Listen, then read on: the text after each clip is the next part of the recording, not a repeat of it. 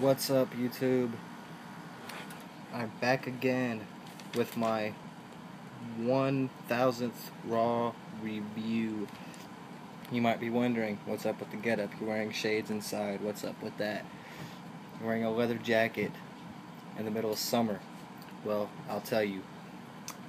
It's all to celebrate the 1000th episode. WWE went back in time, so did I. This is my high school leather jacket, Mahia High School, Mahia, Texas, class of 2008. I got it in band. Yes, I was a band geek. But you know what? Fuck you, because band was fucking awesome. You can see my name right there. I don't know if you can see that or not.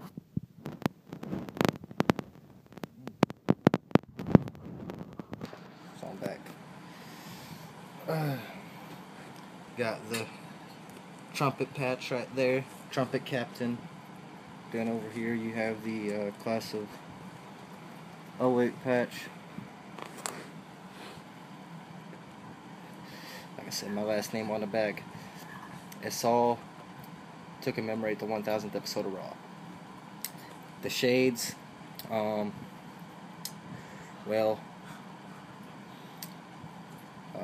of my YouTube accounts, I used to wear shades for all my videos. That was my gimmick. That was my signature, if you will. So once again, just like WWE, just like the same reason I decided to come back to my original account, the same reason I decided to put this leather jacket on, the same reason I decided to put these shades on. It's all about going back in time. It's all about reliving the greatness and the awesomeness that is the WWE and my childhood as a WWE fan and growing into today. Something else you might be saying, well, stop wasting fucking time and tell us about Raw because you only have 15 minutes. Well, I told y'all earlier that I only had 15 minutes to do my videos. I found out why that was. I got in trouble for copyright infringement. The WWE actually blacked my SummerSlam live reactions video from SummerSlam 2011 because they said that I had too much of the TV in the shot and I was showing too much WWE content. Had it just been my face the entire time, then it would have been fine, but because I had so much of the TV in the camera, they blocked the video for copyright infringement and my account was penalized. And then I had gotten a message from YouTube and they were like, well, if you take the video off, then your account will be back in good standing again. So a couple of days ago, I took the video off. I allowed them to do their little investigation. I worked my magic and I have an unlimited time limit. But I promise I won't take any more than about 25 minutes of your time. I took some notes. Yes, I can see this with my shades on because I'm just good like that. The reason why I took notes is because this shit was so twisted, and I knew it was going to be. So I wanted to take notes so that I could, basically so that I wouldn't get twisted during my review. So, I'm going to go into full detail and everything, being that I have time. If I just had 15 minutes, I would have to rush through it, and it probably wouldn't even be worth watching because I wouldn't be able to express my real emotion. But now, I can completely do this what I feel is the right way. Okay, so we start off with a new intro, and I'm not even talking about the theme song yet. You know, the intro that has been the intro for so long. You know, ladies and gentlemen, we promised you a great main event tonight. Welcome to WrestleMania. My God, what a night! If you smell, the champ is here. You know that one, the one from last week. That's been the intro for like ever. Well, they changed it, and now it's got highlights and it's like inside the WWE logo, and it zooms out to where you can actually see the WWE logo, and then beside it says "Then, Now, Forever." And I thought that was kind of cool. The WWE is something that will always be. It's like the NFL or the NHL. They're going to have their problems, they're going to have their slow years, they're going to have their good years, but it's something that will most likely always be. If the WWE ever does go under, I don't think that it will happen in my lifetime. I've been a fan since I was 7. I'm 22 now. I've been watching for 15 years, and it's been a hell of a ride, and I'm looking forward to 15 more. So let's get on with it. They did get a new theme song. That was a nice change. I actually didn't mind the one by Nickelback. Me personally, my favorite Raw theme ever was the one from 02 to 06. In the Nation, or whatever the fuck it's called. I don't remember. But that was my favorite. Got the fucking girl just in her head and the hair, and you got to go in my generation to the fall. That was my favorite Raw theme, but I actually really liked the Papa Roach theme too, and the Nickelback theme as well. I have both of those on my songs. Botch.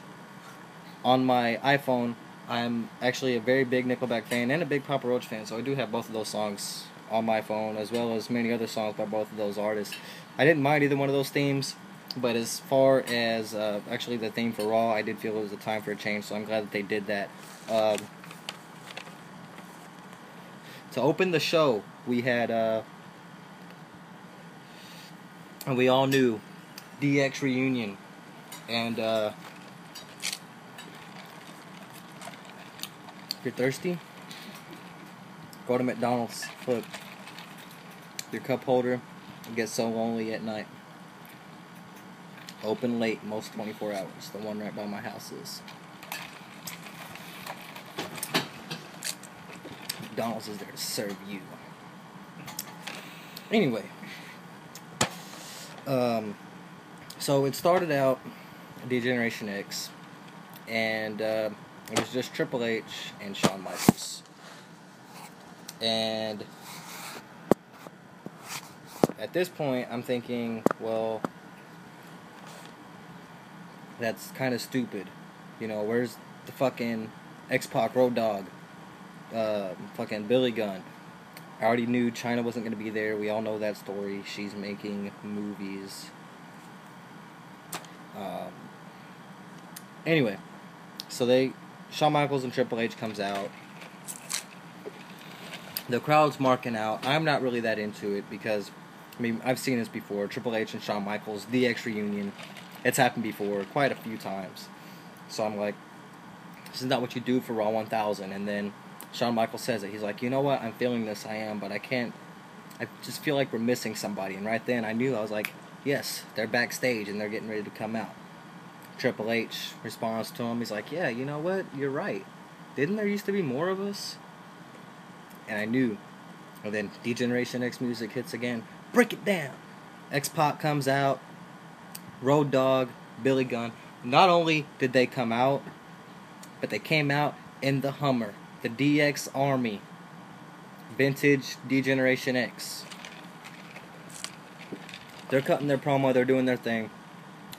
Who else to crash the DX reunion but Damien Sandow? I actually liked this, and here's why. Sandow got squashed. I think we all knew that he was going to get squashed as soon as he came out. I don't think anybody actually thought that Sandow was going to pull a Rocky, pull a Dwayne Johnson, and defeat all 5 members. Hold on, Triple H, Shawn Michaels. Yeah. 5 members of DX all at one time.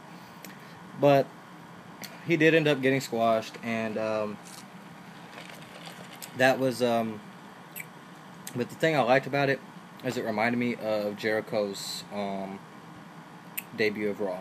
Jericho came in, night 1, cut a 10-minute promo with The Rock, August 9th, 1999, and from that point we knew this guy's going to be something. Okay, they're going to do something with him. And that's the same thing with Sandow. I mean, nobody really knows much about Sandow unless you watch SmackDown regularly. Sandow comes out, not only crashes the DX reunion, but the original D-Generation X reunion. And not just the original D-Generation X reunion, but the original D-Generation X reunion on Raw 1000. Okay? Like I said, we knew Jericho was going to be something because they don't just let anybody come out on their first night and cut a 10-minute promo with The Rock. They don't let just anybody come out on the 1000th episode of Raw and disrupt the reunion of the original D-Generation X. After the squash, Badass Billy Gunn actually got to say, "If you're not down with that, we got 2 words for you." That was nice to see. Moving on, I really liked that segment. Fucking A.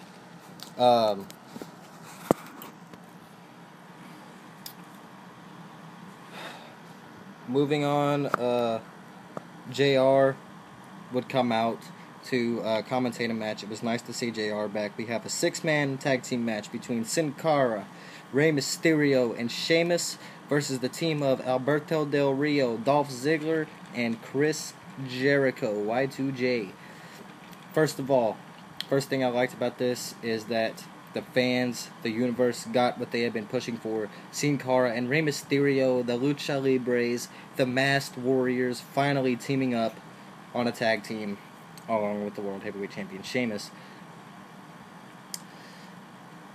Sin Cara, Rey Mysterio, and Sheamus end up winning this match because Dolph Ziggler turns on Jericho. We can officially say 100% fact Jericho is a face now. Dolph Ziggler blasts him in the face, which allows Sheamus to hit the brogue kick. 1, 2, 3. Sheamus' team wins. I'm really looking forward to what we're going to see from Jericho as a face now.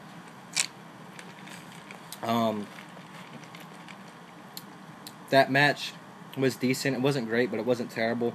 I don't know if you could consider it pay-per-view caliber, but it was certainly decent for a TV match. But one thing that I did notice about this Raw was that it was more focused on the moments and reliving some of those mark-out moments and creating new ones rather than actual wrestling. And I would have wanted to see more wrestling, but if you remember World Wrestling Entertainment, the word wrestling is in there, but entertainment is also in there. So you have to keep the characters as well. You can't just come out and wrestle for 3 hours. You have to have the characters too.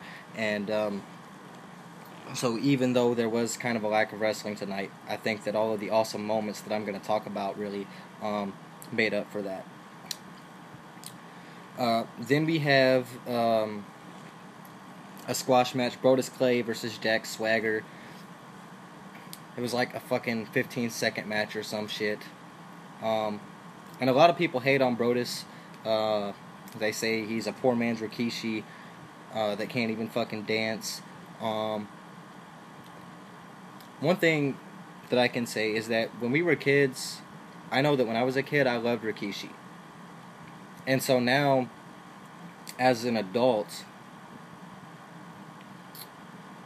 seeing Rikishi back, I still love him because it reminds me of when I was a kid and how I watched him when I was a kid. So, if I was a kid now, I think I could say hands down that I would probably like Brodus Clay. I probably would.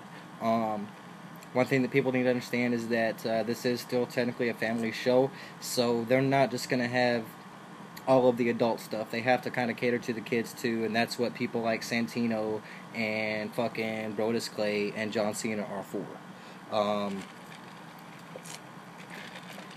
I do think, however, that they need to take the United States Championship belt off of Santino, but that's another story. I'm not going to get into that. So Brodus Clay squashes Jack Swagger, but the thing I liked about this match is that Dude Love actually made an appearance, and my favorite Mick Foley persona has always been Cactus Jack. I would have liked to have seen Cactus Jack. Me personally, I would have liked to have seen him come in as Dude Love and then Mankind a little bit later, then eventually Cactus Jack. But all we got was Dude Love, but that was cool because we haven't seen Dude Love in a while. We got Cactus Jack just a few years ago, just a couple years ago. I haven't seen Dude Love in quite some time, so it was nice to see Dude Love back. Then we had Layla and AJ segment. Um, Basically, it's Layla and AJ in the locker room, and Layla's basically trying to talk AJ out of getting married, and she's like, "Why does everybody think I'm unstable?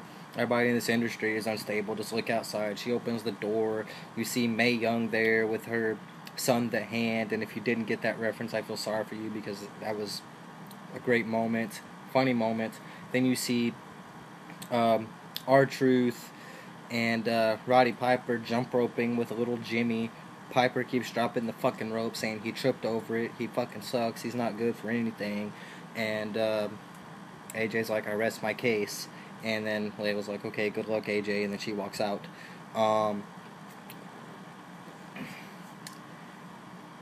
The thing I liked about this was seeing Piper, but other than that, this whole segment was just kind of pointless to me. I mean, just another one of those things. Little Jimmy, that whole thing is mainly catering to the kids. But as an adult, you just gotta suck it up during the kiddie moments and know that you're gonna get yours later. Then we have a Trish Stratus and Triple H segment. The thing that I liked about this, and while we're talking about the Divas, I'm just gonna say I was really disappointed that we didn't see Melina appear tonight. As I mentioned, one of the greatest divas ever, multiple-time women's champion, multiple-time divas champion. Of course, the manager of Eminem, probably one of the greater tag teams, multiple-time tag team champions themselves. One of the greatest heel divas ever, one of the greatest face divas ever. I mean, she can do it all, and I was really disappointed, even though she's really not really affiliated with WWE anymore right now. I at least would have wanted her to make an appearance, but it's okay. There was no Orton either. I wasn't really surprised by that. He is still suspended until next week, but and no Austin. That was my main complaint. I could have lived without Melina and Orton if we had seen Austin. I didn't quite get that. This is Raw 1000. You got to have Austin there. Without Austin, you might not have even made it to 1000, so I didn't quite get that at all. But Triple H and Trish Stratus segment, I remember when I was a kid watching this moment. Trish Stratus was supposed to be Triple H's partner, and she, quote-unquote, didn't know much about wrestling. And so Triple H was trying to show her the armbar. Well, Stephanie walks in. She gets pissed off. She starts throwing fucking lamps and shit. Triple H is like, no, it's not what it looks like. It's nothing. This kind of reminded me of that, except it was reversed. It was Trish Stratus that had Triple H bent over trying to show him something. And instead of Stephanie walking in, it was DX, and I think it was Road Dogg was like, we're just going to wait outside. And that was a funny moment to see. Because of the Road Dogg comment, and also because, like I said, it kind of reminded me of a past moment, so that was what was cool about that. Then we have the wedding. Will AJ say I do? Will AJ say I don't? Will something happen? Who's going to interrupt it? Will anybody interrupt it? Will this be the first wedding ever in WWE history to go down uninterrupted, just the way that a wedding should? Slick is the guest reverend. Great to see him back. Again, if you don't know who Slick is, I feel sorry for you. Definitely great to see him back. Daniel, do you take AJ to be your wife? I do. AJ, do you? Couldn't even finish getting it out of his mouth. AJ, yes, yes, yes. Then by the power vested in me, I now pronounce you man, and AJ cuts him off. Wait, I wasn't saying yes to Daniel. I was saying yes to someone else. Another man who proposed to me earlier tonight. And I'm like, what the fuck? Is it Punk, maybe? Maybe Kane? Who the fuck is it? And Vince's music hits. And I'm like, what the fuck? I mean, because we all know that Vince has an outstanding fascination with women far younger than him. Stacy Keibler is a good reference for that. Also, no Stacy Keibler. That was kind of surprising to me. Vince comes out and says, don't worry, Daniel, it's not that kind of proposal. It's not a marriage proposal. It's a business proposal to ensure that Raw 1001 and every Raw thereafter is as epic and unpredictable as it can be. Allow me to introduce you to the new Raw General Manager, AJ. AJ slaps the bouquet onto Daniel Bryan. She leaves. She starts skipping. She's on the stage going, yes, yes, yes. Daniel Bryan's in the ring going, no, no, no. He's tearing up the set. He's tearing up shit. It goes to commercial. It comes back. Daniel Bryan is still in the ring throwing a temper tantrum. CM Punk comes out and basically starts making fun of Daniel Bryan. Then, if you smell... And I'm like, oh my god. This is something I never thought I would see. Daniel Bryan, CM Punk, and The Rock in a... all in the same ring. The Rock basically comes out and says, you know what, Daniel, I'm not here to talk to you. I'm here to talk to you, CM Punk, because I've just been informed that whoever the WWE champion is at the Royal Rumble, I will face them. The Rock will face the WWE champion at the Royal Rumble, whoever it may be, whether it's Daniel Bryan, whether it's CM Punk, whether it's John Cena, whether it's some other jabroni. The Rock is going to face whoever the WWE champion is at the time at the Royal Rumble, and The Rock will win the WWE championship at the Royal Rumble. Daniel Bryan then starts going off, you don't deserve to be the champion, I'm the greatest WWE superstar of all time. The Rock basically says, you know what, I know you're upset, and I'm sorry that you just got stood up, but you know what, don't feel too bad, because The Rock went ahead and he got you a wedding gift anyway. Rock bottom. Does the chest thing that he does. Gets out the ring. Great moment there. Definitely looking forward to see if they're going to build The Rock up at all, or is it just going to be like fucking WrestleMania 28, where just every so often, every couple months or so, The Rock will make an appearance. I would definitely want The Rock to be back full time and kind of get build up. I mean, yes, he is The Rock, but at the same time, think of how much more epic it would be if you build him up. It's epic enough already if you don't. Build him up and see what happens. That's all I'm saying. Then we had the Intercontinental Championship. Christian would defend against The Miz with the guest ring announcer, Bret the Hitman Hart. It was nice to see the Hitman back. Miz ends up taking the belt away from Christian. I like Christian as champion. I do. But I'm getting so sick and tired of seeing The Miz get shit on by WWE Creative. And I've said for a long time now, if you're not going to do shit with them, just cut them loose. Because all you're doing is embarrassing and humiliating and burying one of the better talents that you have. And they bring him back. And he now he's the Intercontinental Champion. Definitely looks good on him. Maybe The Miz will get some relevance and credibility back to him now. Definitely looking forward to seeing where that's going to go. Then Triple H would come out yet again to confront Brock Lesnar. He hits the ring and he says, Brock Lesnar, I challenged you to a match at SummerSlam at No Way Out. I want my answer. Brock's music hits. I'm like, it better not be Paul fucking Heyman. Sure enough, it's Paul fucking Heyman. Paul Heyman comes out. He says, you know what,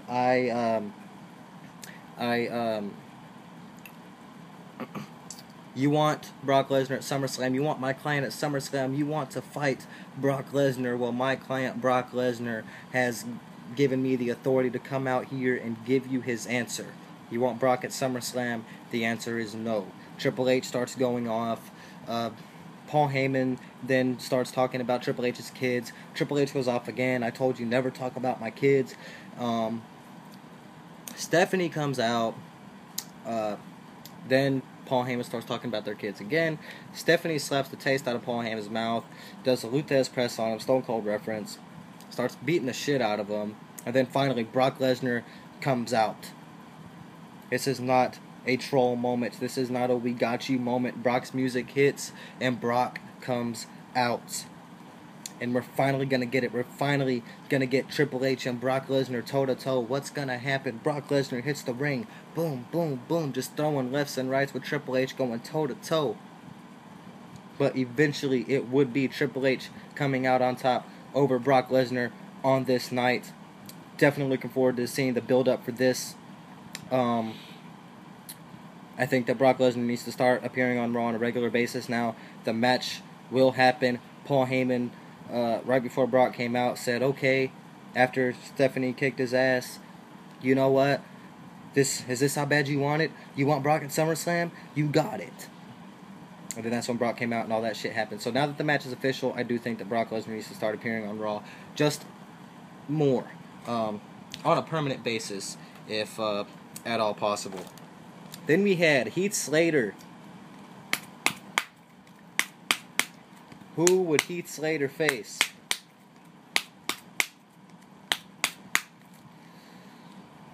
Heath Slater comes out. The guest announcer in this match was The Fink, Howard Finkel. Nice to see him back. Heath Slater comes out and basically says, you know what? I am tired of all of these legends. Give me any legend back there in the back that wants to face me, and I promise you, I will beat him. And this is when I thought, and I think that a lot of us thought that that Stone Cold was going to come out. But no, it wasn't Stone Cold. It was Lita. Lita comes out, and the whole time Slater's going, well, she's a woman. And he's kind of laughing, and he's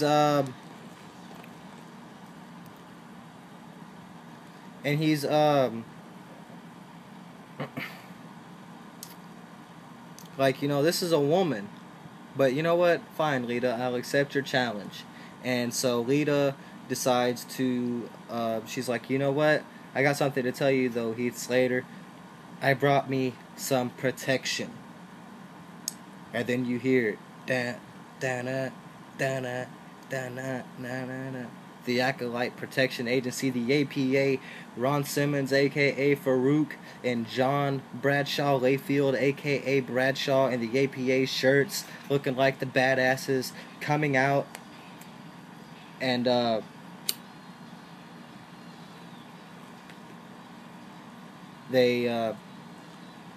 Heath Slater's like, fuck this. He gets out the ring. He tries to run away. And then Rikishi, Doink the Clown, Bob Backlund, Vader, fucking every legend that has buried Heath Slater over the past month or so came out and made a wall. Diamond Dallas Page on the stage. I think it was Vader actually grabbed Heath Slater and drug him back to the ring. Didn't see a Dominator. I was kind of disappointed about that, but Bradshaw did hit the clothesline from hell. Absolutely undressed Heath Slater. That was epic.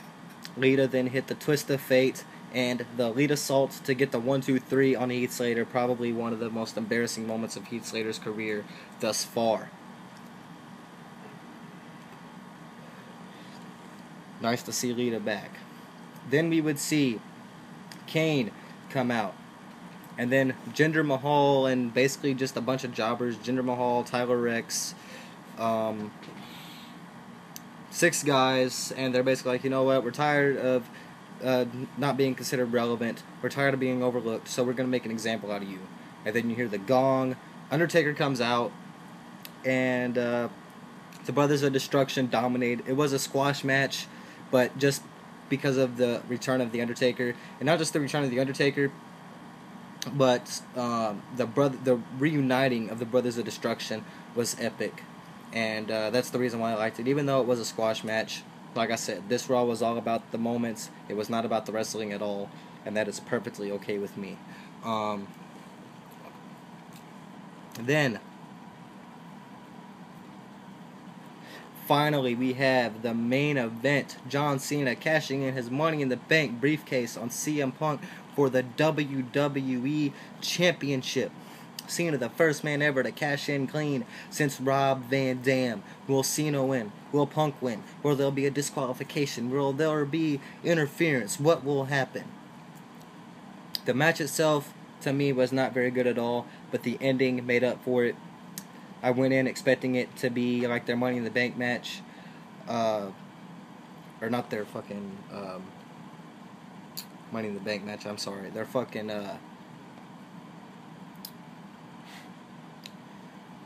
their goddamn SummerSlam match, or the Money in the Bank from 2011 is what I was talking about. But didn't live up to that, but like I said, the ending made up for it. The ref ends up getting knocked out, and out comes the Buzzkill Big Show, and he fucking knocks out Cena, and CM Punk is like, I don't know if I should go for the cover or what should I do. I don't really want to win dirty, but it's for the title. I got to do what I got to do. So he gets the ref after very, very long time considering. He gets the ref up. Ref counts 1-2. Cena kicks out. Punk goes for the GTS. Cena counters it into an STF. Big Show would come out yet again and hit the leg drop on John Cena, causing a disqualification. Cena becomes the first man ever to cash in his Money in the Bank contract and lose. He won the match by disqualification, but he did not win the title. Therefore, he still lost as far as Money in the Bank goes, because he did not accomplish what Money in the Bank was meant to accomplish. And for all you people saying that this proves that CM Punk cannot beat John Cena cleanly, he's done it. Several times he has done it. Money in the Bank 2011, SummerSlam 2011. You people saying that must be very, very, very new fans, because Punk has beaten Cena cleanly more than one time. So tonight really doesn't matter. Punk has already proved his point. But what I will say, I didn't want interference. Guys. I wanted Raw 1000, Money in the Bank. I just wanted a clean match. I wanted it to just be a good wrestling match, which I know is really asking a lot from John Cena, but I felt that they could do it at least for one night. Just give us that epic match with no interference, no bullshit. But it's okay, because even though I didn't like the Big Show coming out and interrupting it and causing the disqualification, I did like what happened after that. Big Show starts going to town on Cena, and Punk is just standing there like, should I help him? Should I just sit here? What should I do? Punk is just standing there. If you smell, The Rock comes out. He starts, whether he's trying to save Cena or do it to make a statement, he comes out and he starts laying the smackdown on Big Show. He tries to do the people's elbow on the Big Show. Punk catches him and mid-stride, clothesline, picks him up, and does the GTS to The Rock. And that's how Raw went off the air. CM Punk walking out with his heel face. We all know Punk's heel face. And so we had Jericho turning face tonight. We had the DX reunion. We had the return of The Rock, the return of JR, the return of Trish Stratus, the return of Lita. AJ announced as the general manager. Brock Lesnar accepting Triple H's SummerSlam challenge. Actually, Paul Heyman accepted it for him. The reuniting of the Brothers of Destruction, and The Rock announcing that he will have a title match at the Royal Rumble against whoever the champion is, and CM Punk turning heel. So overall, this was a great Raw. They had a new stage, a new theme song. We'll see if this kind of stuff is going to continue, or if this was just a one-night only thing, and it's going to go back to the same bullshit that we've been seeing for the past 5 years. The same mediocre bullshit that makes it hard to watch, but you still do because you're a loyal fan. Just like as a Cowboys fan and as a Dallas Stars fan, you know, it's hard to watch some of those games, but I'm a loyal fan, so I do it. It's the same thing with WWE. It's hard to watch sometimes, but I do it because I still have that faith and that hope that one day it will pick up, and it definitely picked up tonight. It was everything that I expected it to be and more, and we can only hope that this kind of stuff is going to continue, and that they didn't burn out all of their energy going over the top for one night, and then they're going to go back to the same old bullshit that we're used to seeing. Hopefully they can continue on the trend that they started tonight.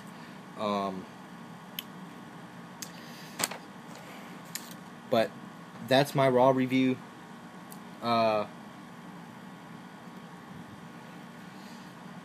Ready for next week. I'm ready for next week. Honestly, I'm looking forward to next week's Raw. Not quite as much as I was looking forward to this one, but I'm looking forward to next week's Raw with all of the twists and turns that we're throwing in there, with Punk turning heel, Jericho turning face, AJ the new general manager, Bryan losing his mind, Brock accepting Triple H's challenge. The Rock is back. So many different angles going on now all at once, and this is exactly what I want. So hit me up on Facebook, hit me up on Twitter, let me know your comments, complaints, concerns, comment down below, subscribe, and be sure and like this video, and I will see you guys later. That's my Raw review. See you guys later with another video. Peace.